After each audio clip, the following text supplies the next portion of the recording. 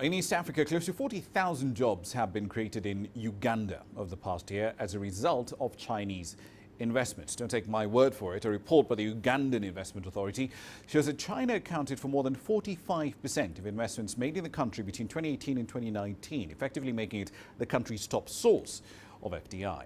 CGTN's Michael Baleke has been looking at the numbers. The Uganda Investment Authority says China has registered investments worth more than $600 million over the past year.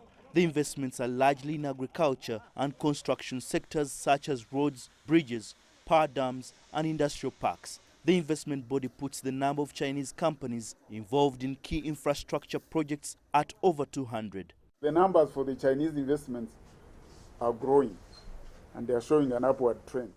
The new investment report for financial year 2018-2019 shows the manufacturing sector as another key area of interest for Chinese investors. Because of government policy of value addition, most of them who come up for various investments, they are looking at adding value to either local raw materials, or even when they import their raw materials, they still add value in this country. The investment report also shows that India, Egypt, Mauritius, Pakistan and Turkey have also increased their share of investments in the country.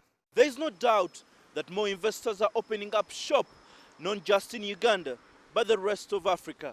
However, the worry now is the high levels of poverty, which are negatively affecting the purchasing power of the local populations on the continent.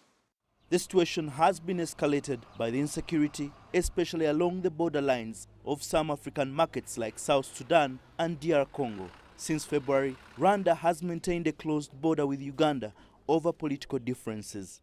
Those who had some loans that they had invested in the business are now facing it rough. The banks cannot understand what is happening. For them, they are after recovering their own money.